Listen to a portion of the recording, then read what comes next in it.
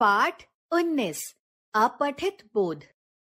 आज नाना जी ने जिज्ञासा और प्रेरित को एक कहानी और कविता का कुछ अंश देकर उनसे संबंधित प्रश्न पूछे और उन्हें समझाया कि अपठित गद्यांश और अपठित पद्यांश द्वारा विद्यार्थियों का बुद्धि परीक्षण किया जाता है। इनके माध्यम से जांचा जाता है कि उनके सोचने समझने की शक्ति कितनी है। अपठित गद्यांश और पद्यांश को हल करते समय इन बातों का ध्यान रखना चाहिए। गद्यांश या पद्यांश को सबसे पहले कई बार ध्यान पूर्वक पढ़ना चाहिए। गद्यांश या पद्यांश में प्रमुख लगने वाली बातों को रेखांकित कर लें। गद्यांश में आए हुए मुहावरों या लोकोक्तियों को भी रेखांकित कर लें। गद्यांश या पद्यांश के अर्थ तथा भाव को ध्यान से समझें। उत्तर अपनी भाषा में भी दे सकते हैं, लेकिन गद्यांश का मूल अर्थ नहीं खोना चाहिए और भाषा स्पष्ट होनी चाहिए। अपठित गद्यांश। चलिए अब अपठित गद्यांश पढ़कर उसके प्रश्नों के उत्तर देते हैं। पहला, एक बार स्वामी रामतीर्थ जापान गए।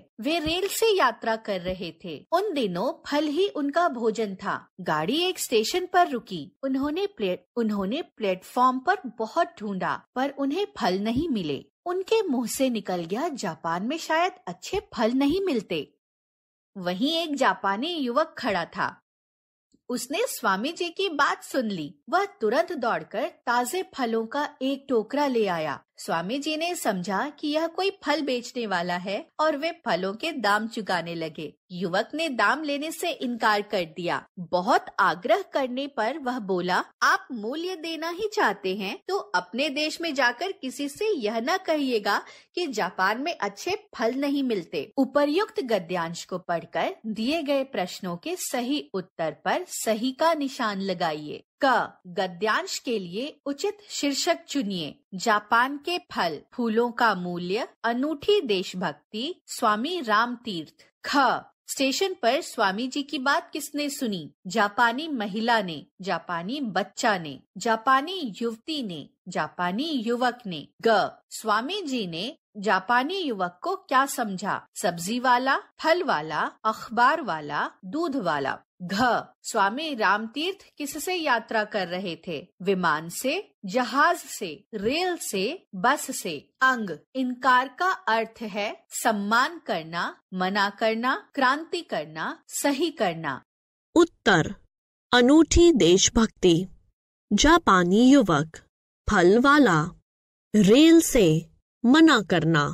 दूसरा, पुराने जमाने में ज्योतिष और गणित की पढ़ाई साथ साथ होती थी, इसलिए हमारे देश की पुरानी पुस्तकों में ज्योतिष और गणित की बातें साथ साथ बताई गई हैं। आर्यभट्ट जितने बड़े ज्योतिषी थे, उतने ही बड़े गणितज्ञ भी थे। उन्होंने आर्यभट्टीय नाम से एक पुस्तक लिखी है। इस पुस्तक में गणित के साथ साथ ज्योतिषी की भी चर्चा की गई है। यह पुस्तक है तो छोटी, लेकिन इसमें आर्यभट्ट ने गणित और ज्योतिष की वो सारी बातें लिख दी हैं जो इस समय तक खोजी जा चुकी थीं। उन्होंने यह पुस्तक संस्कृत भाषा में लिखी है। उपर्युक्त गद्यांश के आधार पर निम्नलिखित प्रश्नों के उत्तर लिखिए। क, यहाँ किसकी पुस्तक की बात की जा रही है और पुस्तक का नाम क्या है? उत्तर, यहाँ आर्यभट्ट की पुस्तक की बात की जा रही है और पुस्तक का नाम आर्यभट्टीय है। ख, यह पुस्तक किस बारे में लिखी गई है? उत्तर, यह पुस्तक गणित और ज्योतिष के बारे में लिखी गई है।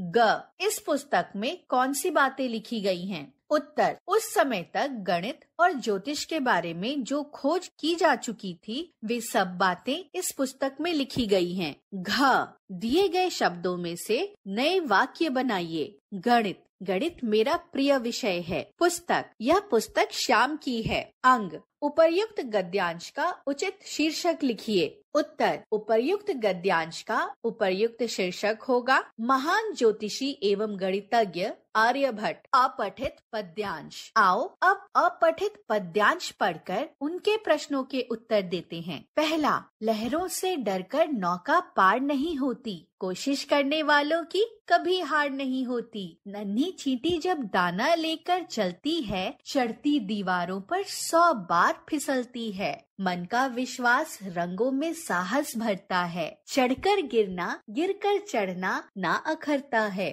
आखिर उनकी मेहनत बेकार नहीं होती, कोशिश करने वालों की कभी हार नहीं होती। उपर्युक्त पद्यांश को पढ़कर निम्नलिखित प्रश्नों के सही उत्तर पर सही का निशान लगाइए। क, लहरों से डरकर क्या पार नहीं होती? जहाज, नौका, मछली, तैराक। ख, नन्ही चींटी क्या लेकर चलती है? बोरी, आटा, दाना, पैसा। ग, चींटी कहाँ चढ़ती और फिसलती है? जमीन पर, कपड़ों पर, जल पर, दीवारों पर। घ, मेहनत का समानार्थी क्या है? श्रमिक, परिश्रम, साकार, सफल। उत्तर क, नौका। ख, दाना। ग, दीवारों पर। घ, परिश्रम।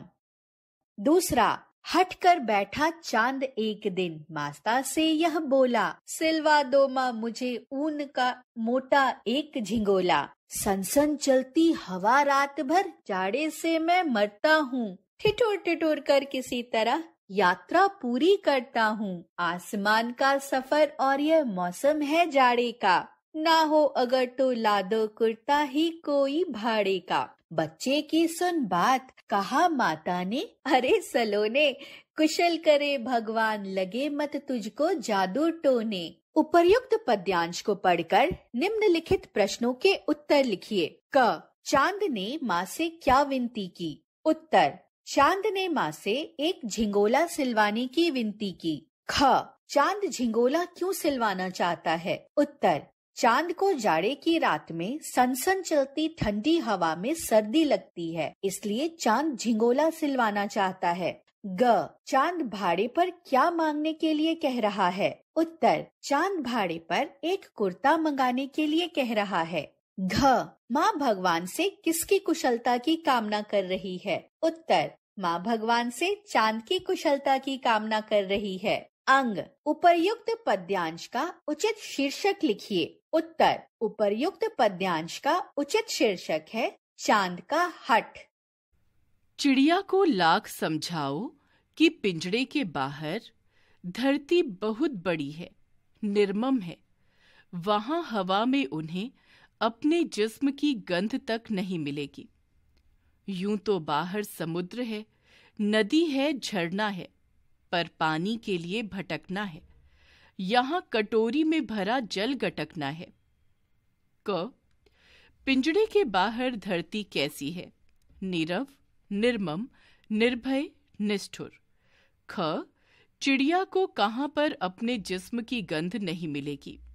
पिंजड़े से बाहर, कपड़ों में, हवा में, कटोरी में। ग, यहां किसमें भरा जल गटकना है? थाली में भरा, गिलास में भरा, पतीला में भरा, कटोरी में भरा। घ, नदी कैसा शब्द है? व्यक्तिवाचक संज्ञा, विशेषण, जातिवाचक संज्ञा, सर्वनाम। दिए गए अपठित पद्यांश को पढ़कर पूछे गए प्रश्नों के उत्तर लिखिए। चूहे ने यह कहा कि चूहिया, छाता और घड़ी दो। लाया था जो बड़े सेठ के घर से, वह पगड़ी दो। मटर मूंग जो कुछ घर में है, वही सभी मिल खाना। खबरदार तुम लोग कभी बिल से बाहर मत आना। बिल्ली एक बड़ी पाजी है, रहती घात लगाए। जाने वह किसे कब दबोचे, किसको चट कर जाए। सो जाना सब लोग लगाकर दरवाजे में किल्ली। आजादी का जश्न देखने मैं जाता हूं दिल्ली। चूहे ने चूहिया से क्या मांगा? चूहा पगड़ी कहां से लाया था? चूहे ने सबको कहां जाने से मना किया? चूहे ने सबको किसका खतरा बताया है? चूहा स्वयं कहां जा रहा